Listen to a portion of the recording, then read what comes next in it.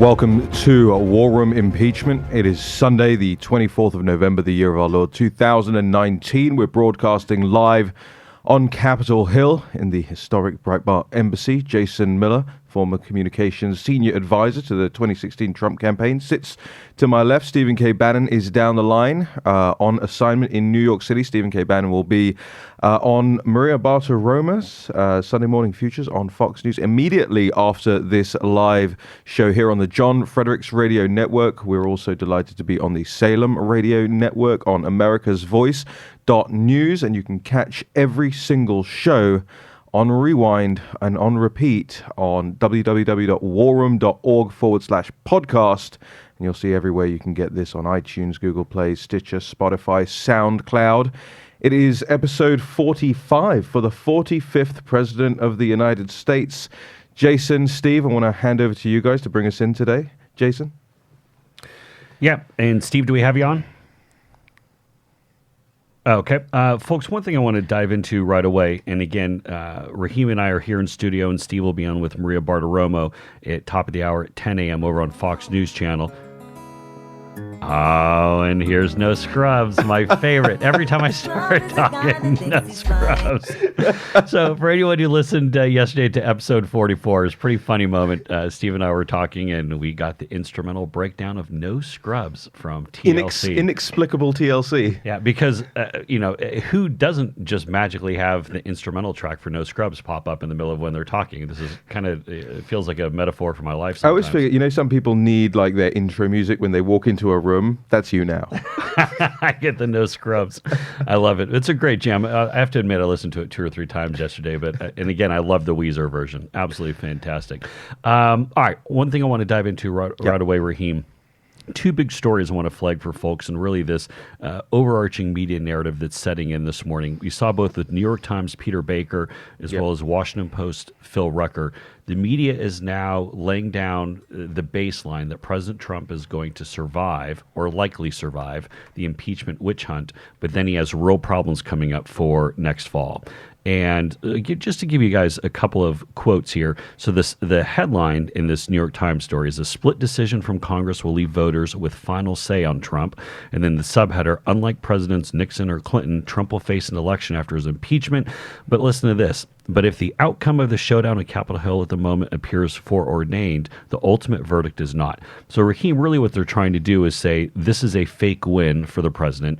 Essentially, these are my words, we're still going to get him next year. Your thoughts? Yeah, I mean, it's interesting. This morning, the major papers, the major places that are trying to set the narrative on this are really not that focused on impeachment. The lead story in the Washington Post, or rather on the Washington Post website at the moment, is Trump's GOP support hardens despite damning impeachment testimony. Actually, it's already been pretty solid, and it hasn't particularly moved. You can see the press moving to shift their narratives that works to explain why they've been so out of touch on this for the past couple of weeks. The New York Times leading with a color piece about the jungle prince of Delhi, and Politico this morning talking about the more sort of flowery story about what's going on inside the Oval Office rather than anything nitty-gritty on impeachment. And of course that goes to show, it goes to prove what we've said all of this week, that despite the public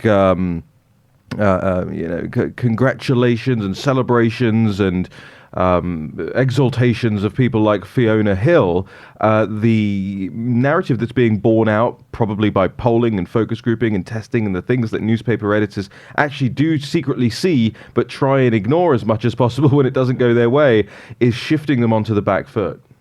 Yeah, and before I hand it over to Steve, I want to flag one other line from the Washington Post story, just to show you how triggered the media is this morning. Quote, "Even if Trump is acquitted in the Senate, his impeachment risks being a stain on his reelection bid next year."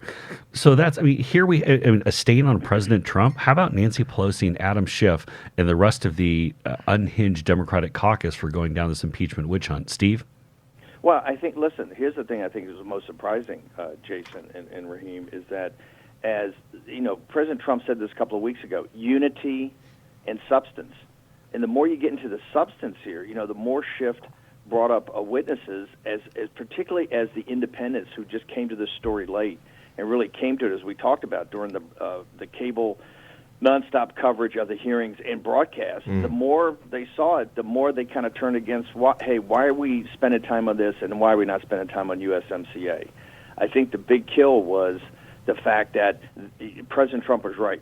The more granular you get here, the more substance you get about it. People say, what's going on? You know, the priorities are screwed up here. We should be focused on the business of the people and not this impeachment hearing. And I think you look at The Hill, the lead story by Jonathan Easley. These are one after the other. Independents, I think, are quickly turning away from the impeachment. And Jason, I don't know if they're going to have the Democrats are going to have another shot because they've already had all the public hearings. Now, clearly, they've got some things up their sleeves. But wasn't the biggest opportunity they had was during these public hearings?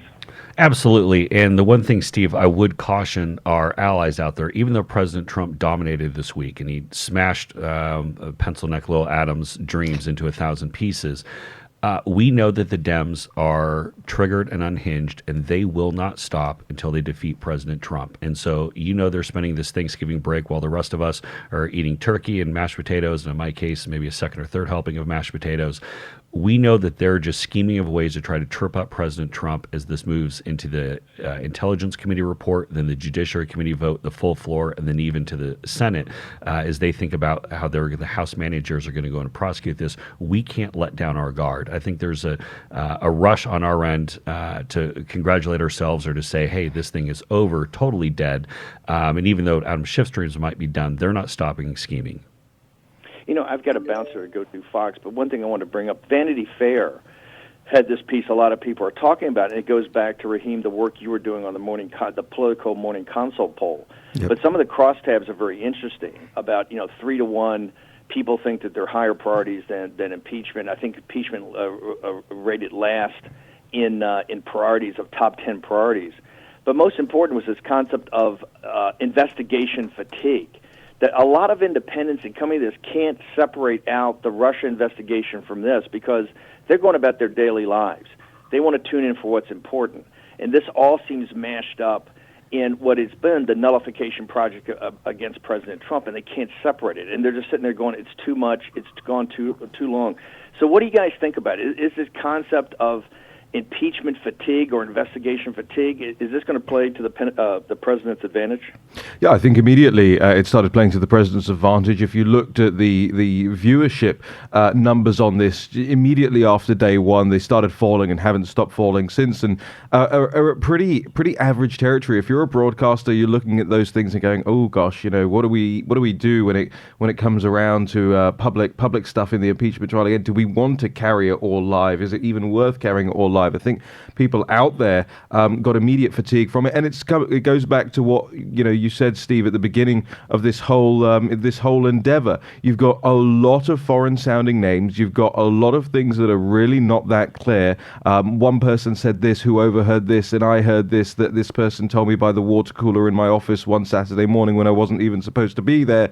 The public are looking at that and going, and you know what it comes down to? It comes down to how the public feels about government and bureaucrats in the first instance. They're scratching their heads going, well, doesn't this stuff just go on anyway all the time? What is the big deal? And they see how President Trump's been treated over the last 3 years. Even the moderates and even the independents see that, and they go, yeah, this is just another one of those DC things. Jason, do you think that's now been turned into what we've talked about for weeks? Do you think it's been turned into a policy debate, that this is really about President Trump's policy and America first versus what the unelected bureaucrats of kind of the Madeleine Albrights, the John Kerrys, the Hillary Clintons, the John McCains, the Bush family, it's that foreign policy versus what he wants to put forth?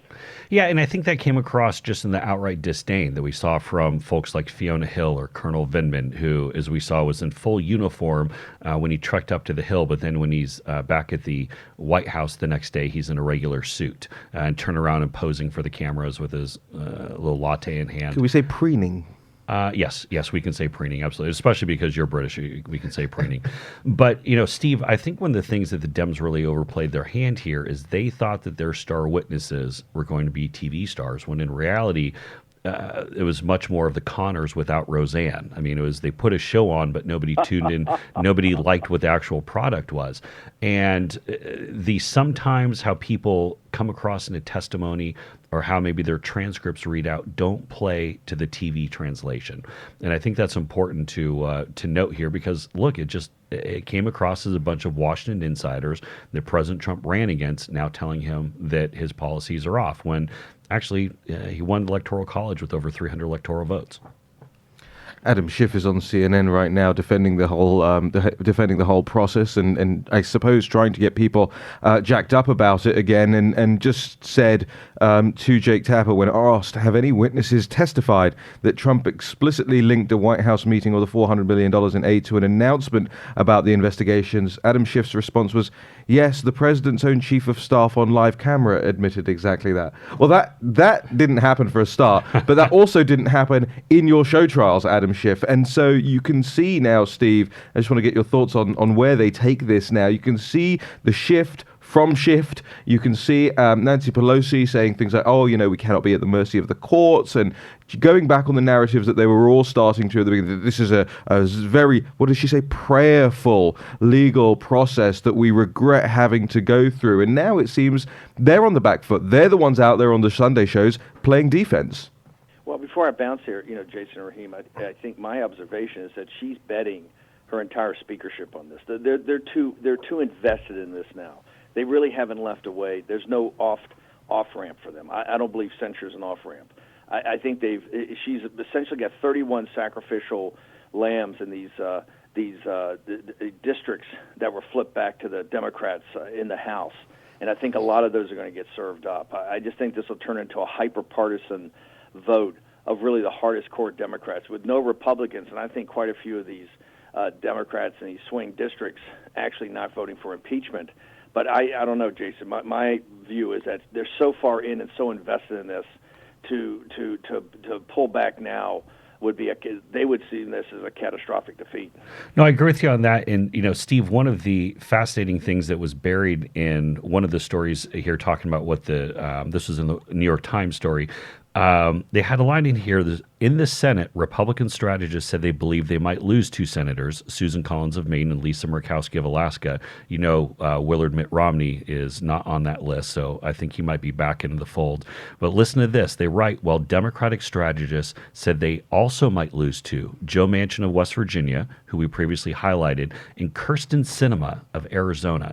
I thought that was interesting. That's a bombshell. She's considered a fabulous retail politician. It's one of the reasons she beat McSally in that Senate race. That is a buried lead right there, if that even has a scintilla of truth, because she's someone who keeps her hand very close to the pulse of independence in the state of Arizona. We should get that up on www.warroom.org, Jason. Steve, you gotta bounce, do you? And remember to plug Stitcher. I will. Thanks, gentlemen.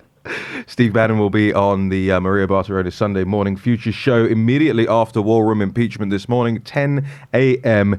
Eastern Time. Fox News, which is available on all television networks and so on and so forth. Jason, want to play some Radio Chicken here and see if I can actually get this clip of Adam Schiff lined up live. Let's see if we can do this. Have any witnesses testified that the president himself explicitly linked a White House meeting or the $400 million in aid to an announcement about these investigations? Yes, the president's own chief of staff, the person who meets with the president every day on live camera, admitted exactly that, vis-a-vis the most serious, and that is the military aid. But look, what Ambassador Sondland did say is everyone was in loop on the preconditioning of the meeting that Ukraine desperately sought for its recognition that that the United States had its back, that everyone was in the loop on this. There was a clear quid pro quo. And with respect to the military aid, in the absence of any other explanation, and in light of the president's own record of pressing for these investigations, 2 + 2 = 4. What every judge tells every jury, and it's no different here, is you don't leave your common sense at the door. Everyone understood this was merely pressure to get the president's investigations. And even more than that, and I thought this was notable about Ambassador Sondland's testimony, he wasn't even as interested in the investigations as he was the announcement of the investigations. That gives the lie to the whole idea that this was ever about corruption. It wasn't. It was about the re-election campaign of the president. There's so much in there to unpack. I mean, 1 minute and 19 seconds, and Adam Schiff flailed wildly around trying to defend. If you're the chairman of the House Intelligence Committee that's overseeing the impeachment of the President of the United States, do you need to go on Jake Tapper on Sunday morning and defend the process that you've just overseen? No, that's a great point, Raheem, is that if you're explaining, you're losing. And that's why the CNN Chiron played just a moment ago. Schiff, Trump should testify in front of the Senate. I mean, if Chairman Adam Schiff, who just finished up this process, well, he still has his fake news intelligence report that's going to be coming out, but if he's now throwing down that Trump should testify in front of the Senate, that pretty much tells you all you need to know. But, Raheem, there's so much to unpack. You're absolutely right in this clip here, because nothing that he said is an impeachable offense. Right. I mean, he's flailing. I mean, their answer has changed from, well, it was about aid, well, it was about a meeting, and bouncing around to all these different things. Bribery, blackmail, extortion. And the other thing, too, is, Raheem, you hit the nail on the head when you made this point. Schiff's body language in this interview is really terrible. It's not good. I love the fact that our friends over at Breitbart are trolling Schiff by pointing out when he first ran back in 1998, defeating Congressman Jim Rogan, who had been a House impeachment manager. They're just pointing out the fact that he ran on kind of an anti-impeachment effort, and now he really looks pretty solemn. He looks pretty bummed out. Yeah, that's right. I think, and credit where it's due, because I hated when people did this to me. I think that first appeared at the Daily Caller. Oh, my bad. Under Peter Hassan's byline over there. But that's absolutely right. And I just want to do a little bit about what he just said there. And this is coming live from CNN right now. That clip you just heard of Adam Schiff on Jake Tapper's State of the Union. He says that it's clear that what was going on here was President Trump trying to get a foreign power to intervene in the 2020 election cycle. He says that's clear because no investigations were ever supposed to take place. Now, remember, they started off at the beginning of last week, ahead of the public testimonies, saying it's clear that he wanted investigations to happen, and that was bribery and that was extortion. As the testimonies came in and they didn't confirm what the Democrats had already thought that they had ascertained, that narrative has now shifted to, well, he didn't even want the investigations. He just wanted the perception of investigations. No, let me explain to Adam Schiff, and let me explain to people who are sympathetic to Adam Schiff how politics works, especially when you consider a corrupt, very corrupt country. And I don't mean the people of the country, but I mean the governing classes of a country like Ukraine. When they say they're going to do something as it pertains to corruption or whatever it is, you need that in writing. You need that in public. You can't just go on a promise in the background, because all of these places, all of these people that are like this all around the world, they will say things to extract foreign aid money, military support, assistance from big, strong nations or from multilateral unions like NATO or whatever. They'll tell you anything you want to hear behind closed doors. President Trump is smart enough to understand, hey, if you're serious about making sure that U.S. taxpayer money doesn't end up in the pockets of oligarchs, again, like it has done in Ukraine for the last decade, then you need to say so publicly. And that's why it was a call for if there was a call, it was a call for a public statement on the matter, rather than a whisper, oh yes, sir, we'll absolutely make sure that oligarchs don't get. Remember, when Yanukovych was deposed in 2013, and here I go getting into the foreign-sounding names. When Yanukovych was deposed in 2013 and replaced by Poroshenko eventually, Poroshenko was supposed to be the anti-corruption guy, just like Zelensky's supposed to be the anti-corruption guy now. What happened under Poroshenko? Why did he lose the last election? Guess what? People close to him and his government were trafficking in Russian military hardware in a corrupt process in Ukraine. And remember, This is the guy who Kevin McCarthy and Paul Ryan, they had that private meeting. They said, Poroshenko's our guy. We can totally trust him. He's totally anti-corruption. 2 years later, he's out on his ear, and we're going, Zelensky's the guy. Zelensky's our guy. You know, Raheem, going back to that clip for a moment. Sorry. No. That's spot on. But thinking about that clip and seeing Adam Schiff's performance on CNN today, and even the logic of going on to try to defend his very existence and his efforts over the past several months, think about the fact that Schiff isn't done once he produces this report. He's likely to be the lead House impeachment manager when this goes over to the Senate. Because who's Nancy Pelosi going to go to? If it's not Schiff, it's Nadler. And we know that, Nadler got destroyed by Corey Lewandowski. He's not going to be able to do anything over in the Senate. So if Schiff, I think he's realizing, or let me ask you this question. Raheem, do you think Schiff is realizing that he's got a pretty damn tough road ahead of him to try to make this failing case? Wait, this is the music that should play whenever Jerry Nadler walks in the room. Speaking of music and intro music for people, hit me with that again, Jason. I was too busy focusing on, and the clip is called "Following Fat People Around with a Tuba" on YouTube. If you're interested, by the way. So Raheem, Adam Schiff likely to be the lead House impeachment manager when this goes over to the Senate. He's far from done. Keep in mind, these will be real deal 6-hour-a-day trials. Every senator is sworn in as a juror. Yeah. The cameras will be on 24/7 for somewhere between 2 and 6 or 8 weeks. There's a lot of moving targets on that. If Schiff is showing this kind of body language now, this level of uncertainty and flailing arguments, how is he going to be the lead House impeachment manager when this goes to a Senate trial? Well, I just look at all of these guys, and I think, where it goes to people like Christine Blasey Ford, and it goes to that crazy lady who talked about the thing that happened in the place in New York. You know what I mean? The alleged rape that never happened, and all of these people who have tried, Stormy Daniels, and what's Avenatti, and by the way, the very funny clip of Michael Avenatti's name being mentioned on Jeopardy, but nobody could remember who it was. Did you see that? All of these people, they stand up in front of the lecterns and go, I am going to be the man or the woman that brings this president down. And within about 2 or 3 weeks, they're exhausted. They can't deal with it. They can't keep up with the Energizer Bunny, right? And this is the same thing that's going to happen to Adam Schiff. Even if he had right on his side, which he doesn't, he wouldn't be able to keep up the energy levels you need in order to take on this president. This is War Room Impeachment. Don't go anywhere, because we're going to go away for a very short amount of time, but be back with more brilliant analysis from Jason Miller, average analysis from Raheem Kassam, back after this break.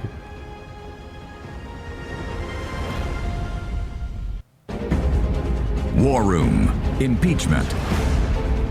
Here's your host, Stephen K. Bannon. Welcome back to War Room Impeachment, episode 45 for our 45th President of the United States. It's Sunday, the 24th of November, the year of our Lord 2019. We're broadcasting live here out of the Capitol Hill Breitbart Embassy, the historic Breitbart Embassy, named after our dearly departed colleague Andrew Breitbart. And got Jason Miller next to me, the senior communications advisor, strategic advisor for the 2016 Trump campaign. I'm Raheem Kassam, former chief of staff to Nigel Farage in the Brexit movement. And Jason and I, joined by Stephen K. Bannon earlier in this show. Stephen is on assignment in New York, and that assignment this morning is to be on Maria Bartiromo at 10 a.m. on Fox News immediately after War Room Impeachment. So we hope you will all go and check it out. And if you're listening to this on repeat, it'll be on warroom.org. And a little favor, if you wouldn't mind, ladies and gentlemen, if you are on any of the social media platforms, if you do subscribe to anything podcast-wise, make sure you're checking out, reviewing, rating War Room Impeachment, which you can find on all the podcast apps, and at War Room 2020 on Twitter. It would mean an awful lot to all of us, and we thank you for that. Joining us on the line now, we have CNN political contributor Dave Urban, one of our good friends, a good, strong supporter of the president, and somebody who throws down consistently on CNN in defense. And by the way, it is a sight to behold. If you're one of those people, and I understand that there are people out there that don't enjoy tuning into CNN, I actually do, and mostly do when someone like Dave is on, because they throw 5 or 6 people up against him, including this week Chris Cuomo's mother, and and Dave body slams them time and time again. Dave, thanks so much for joining us here on War Room Impeachment. Hey, thanks for having me, and thanks for all the good work you guys are doing. Really need you guys out there. Continue to do what you do, and I know I appreciate it, and so do so many others. So thanks. So I just wanted to start off, and Jason, you jump in here just immediately on this, but Fox just threw a graphic up about an hour ago, and the graphic showed Trump impeachment and removal from office in terms of polling on October the 1st to the 13th, 52% supported and 46% opposed. You take into account the depositions and then the public testimonies that the Democrats have arranged down there in the Capitol building, and from November the 1st to the 14th, the polling bears out that only now 48% of people support it and 50% oppose it. So it is a complete turnaround there. The numbers probably not as high as many of us would like to see in terms of opposition, but they are now in opposition. Jason, and then why don't you bring Dave in? Yeah, and Dave, what I want to hear from you, especially because you're someone who goes on CNN, you are our chief political strategist for Pennsylvania in 2016, and during those tough days when we're deciding where we're going to go, you're like, got to get back to Pennsylvania. You got to see the crowds here. We're going to win this thing. Tell us, as someone who goes and rumbles with the left of center media every single day, give us a sense of where you think the media is right now after these 2 weeks of these public hearings, and especially the way that this culminated with the epic segment on CNN where you were on the other day doing a 1 against 7 matchup, including the phone call. Well, listen, I think that we've seen this play before. We've seen it repeated over and over again with Adam Schiff. I mean, it almost feels a little bit like for those folks who are listening and kind of remember, this is getting around the Charlie Brown Thanksgiving time, but it reminds me of Lucy kind of moving the football every time Charlie Brown comes to kick it, right? So, Adam Schiff gets spun up on something, whether it's Russiagate, whether it's Mueller, and whether it's this, and the media all comes running, and just like Lucy pulled the football away, the facts here just don't bear out everything, and everybody kind of whiffs. This is as you guys recall during the Mueller investigation, every day there was some breathless reporting on the next big shoe to fall, and it's going to be the end of the presidency. There was a morning I remember I woke up and president expected to be indicted, and everybody was running, breathlessly to their microphones and couldn't get there quick enough. And then at the end of the day, it was a nothing. And then we get, well, just wait for the Mueller report to come out. This is going to be big. And the Mueller report came out, and it was nothing. Well, we'll just wait till we get Bob Mueller up here to testify. And Bob Mueller came up, and it was nothing. And so similarly, I think that these hearings have kind of been this play along the same vein. The president said it. Look, just read the transcript. The hearings, the hearings have reported nothing newsworthy that wasn't in that transcript, and so at the end of the day, that's why those numbers that you guys are talking about, right, reflect the people who either tuned in or saw excerpts of what was broadcast, and I think they say, I didn't see anything there. Listen, I know I've got friends, and you guys, I'm sure, have acquaintances and friends who aren't necessarily huge fans of the president, and people that I know have come up to me and said, listen, I don't agree with the president, but let me just tell you, I agree with you. I don't think this guy should be impeached for this. It's kind of ridiculous. And you see those numbers amongst independents, especially you've seen these, they're upside down again. And so, I had an occasion to talk to the president yesterday afternoon. He's in a good mood. I think that these hearings have really done nothing to advance the cause of Democrats. As a matter of fact, I think it's injured them in terms of the public perception of where they are, where they stand. I think what it's going to be really interesting, a question that I have, and I don't know the answer to, we'll find out. There are 20 plus Democrats in swing districts, obviously, that the president carries in 2016.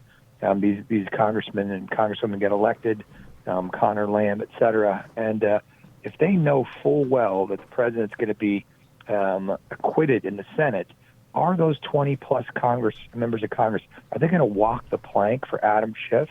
Are they going to vote for impeachment, knowing full well that that vote will probably cost them their seat in 2020?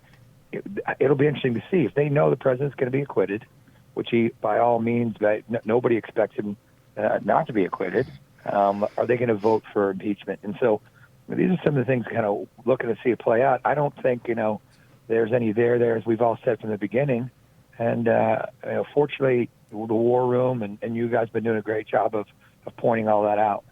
Dave, and that the exact number is actually 31 Democratic freshmen who are in districts that the president carried in 2016. We've been highlighting them on a daily basis with our Make 'em Famous segments, and later today we're going to talk about Ben McAdams from Utah's 4th District. But Dave, the triggering of what we're seeing with the media right now, and we've played the clip where you were on the other day with Cuomo in the midday segment. Well, the president's tweet on that is epic. If people haven't seen it, it's pretty good. I would encourage you to go look at the president's Twitter account and pull that up from yesterday. It was so good. I know the president was pretty proud about that one. But Dave, take us to that scene where you're on there, and again, you're outnumbered by a whole host of folks. You have the drama of live TV, of the attempted phone call, and yeah. Listen, I just think, as you heard me say from across the table, say, "Hey, I'm sitting here. I can't hear your mother, Chris."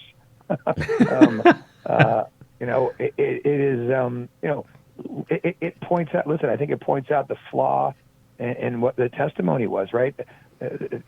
Holmes says, "Hey, I hear this one piece incredibly clearly, but then I don't hear anything else the entire conversation." Right. I mean, it strains credibility to think the guy sitting there across the table, number one, and can hear somebody, whether Ambassador Sondland held the phone out or not, is one thing, but the only part of a conversation he hears is the one incriminating part, allegedly. He doesn't hear any other parts of the conversation. I mean, it's really hard to believe. Yeah, and Dave, and the experiment that Chris tried to pull off obviously didn't go so well for him. His mom's a very nice person, but it didn't go so well. The president's meme, or the president's Twitter meme, where he said, "Chris, your mom's voting for me too." It was pretty funny, and kudos to the president. Dave, one of the things that folks might not know is that you're a proud West Point graduate. And so, the one thing when you're in those combat situations on TV, I expect you to just scream out, "You can't handle the truth" at Cuomo or one of the other left of center folks. I just want to defend. But I will say this, yes, that I am happy to be, I kind of fancy myself as a happy warrior. I appreciate the opportunity to go on. Every chance I get, I go on.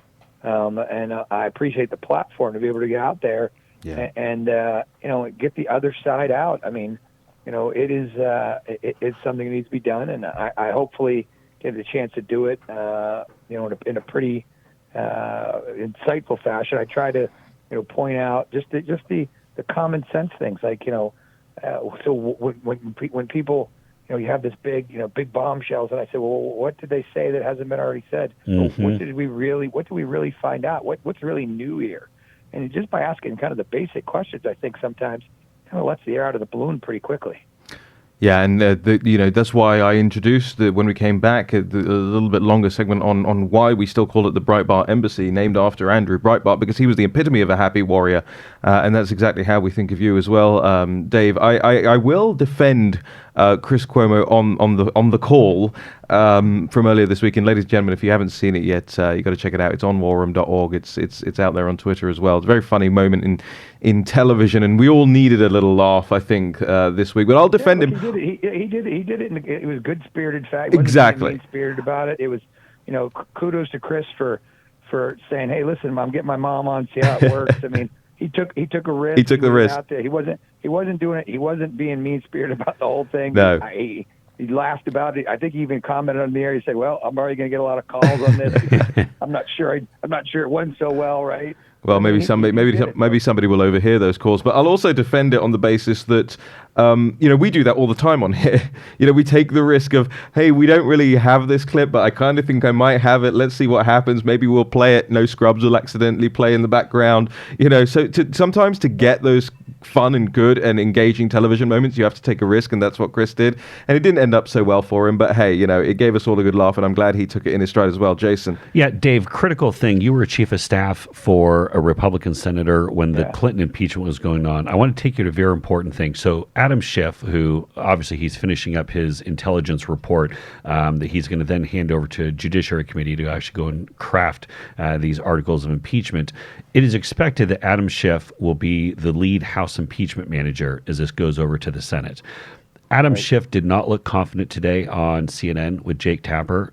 He looked very meek and timid, unsure of his arguments, already starting to come up with all sorts of excuses, saying that President Trump should have to testify when it gets over to the Senate. How is someone who was a chief of staff in that moment 20 years ago during the Clinton impeachment, is Adam Schiff going to be able to carry this for the Democrats?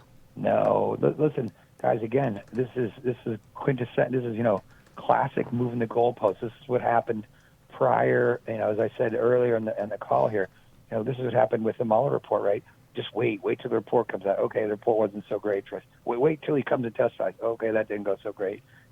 So Schiff now keeps looking for the next thing that they're hoping is going to kind of bury the president. Well, let me give you some news, Adam Schiff. There's going to be nothing going to bury the president, and so just get over it, right? And when he gets to the Senate, I will say, having participated as a chief of staff during the Clinton impeachment, it's completely different than the House show that we just saw take place, or we'll see continue to take place in the Judiciary Committee.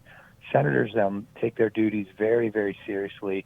They have to swear an oath of office. There's really rules and a whole different level of decorum that people haven't seen for quite some time that'll take place. But I don't think Adam Schiff standing in the well of the Senate is the chief prosecutor, right, so to speak, of the president, is going to carry the day, because he's such a hyper partisan that as soon as he steps in there, people get the joke. They understand that this guy's been out to sink the president since the president raised his hand and walked off the stairs of the Capitol. Adam Schiff is not the best messenger, I think, for them, but he is so blinded by this whole thing that he can't get his own way.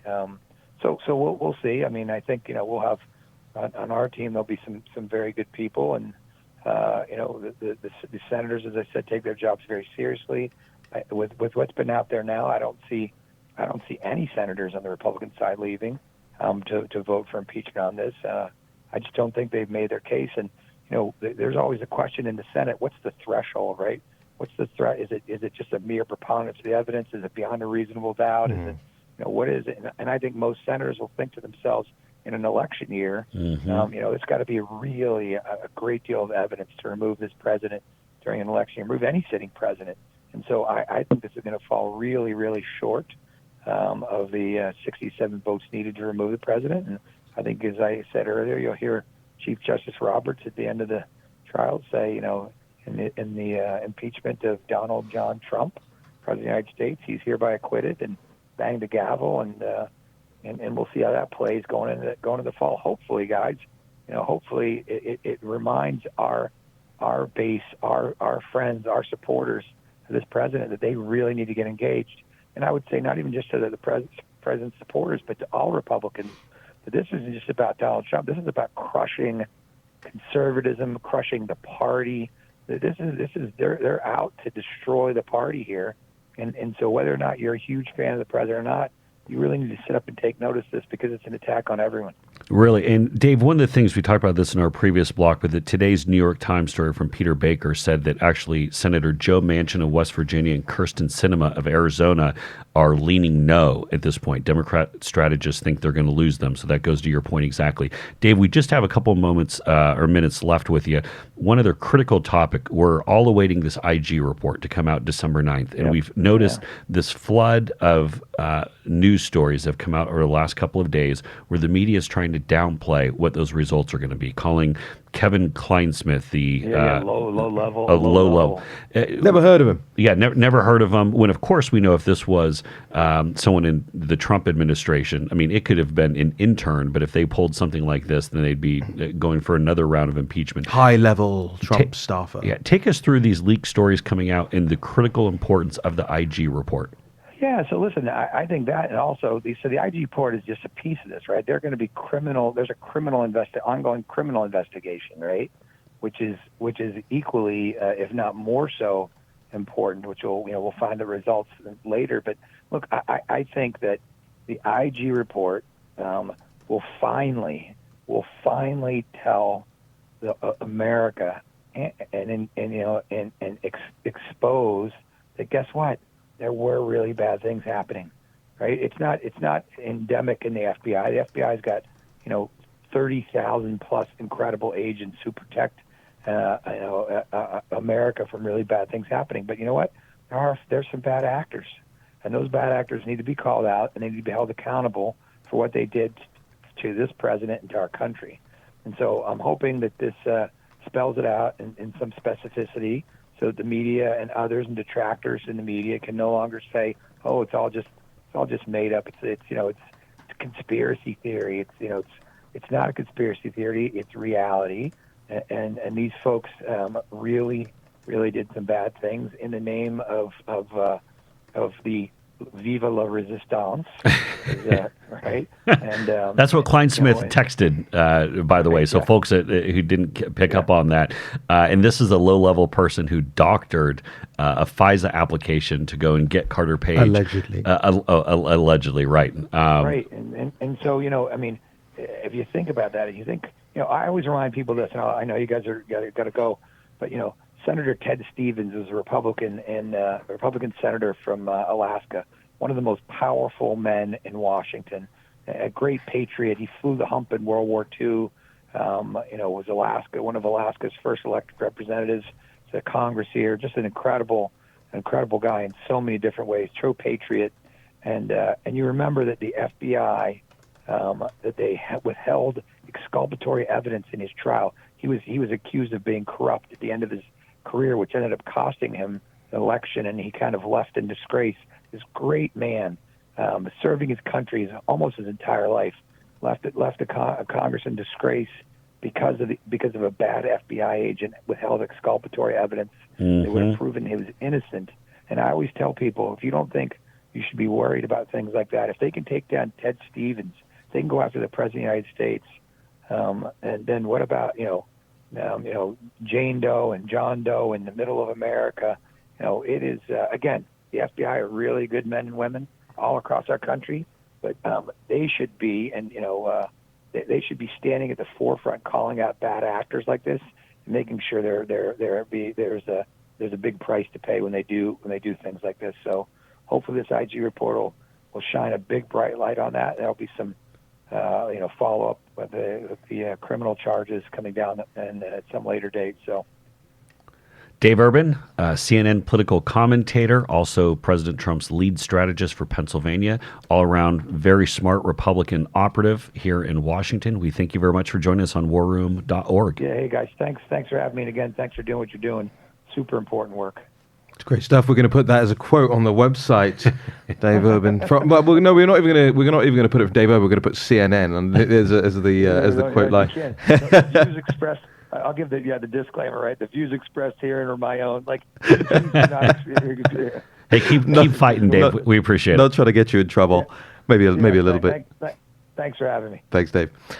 Okay. War Room Impeachment, ladies and gentlemen, coming to the end of the show today. Just want to remind everyone, warroom.org. Make sure you're going to the podcast section. And I will say, as a plug for my efforts after every show, when you want the latest from War Room Impeachment, we do a newsletter. It's on warroom.org. You can click at the top, newsletter, sign up. We don't spam. You just get every show as a reminder in your inbox. And we have an open rate, Jason, of something like 40%. It's quite extraordinary.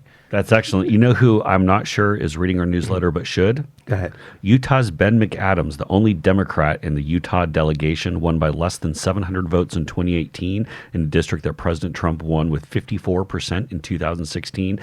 I would say give Ben McAdams a phone call and say, why don't we have USMCA done? His number is 801-999-9801. Again, Ben McAdams, the only Utah Democrat, 801-999-9801. Ask him why we're messing around with this impeachment witch hunt and not doing the work of the people. And tell him Jason Miller sent you. Yes. And be very polite as well. Always polite. We're always polite. Very polite. Right, ladies and gentlemen, remember, immediately after this show, 10 a.m. Eastern, Stephen K. Bannon, the host of the War Room Impeachment podcast, will be on Maria Bartiromo on Fox. So make sure you flip over to that and check out what Stephen K. Bannon has to say. In the meantime, we remind you also to rate us on Stitcher and Spotify and iTunes and all of that. We've got a great show. I think an extended show lined up for tomorrow. So Stephen K. Bannon tells me. So I'm going to have to be alive and alert tomorrow for about 3 hours, I think. This has been War Room Impeachment. I've been Raheem Kassam, Jason Miller here. To my left, Stephen K. Bannon down the line. We'll see you bright and early tomorrow morning.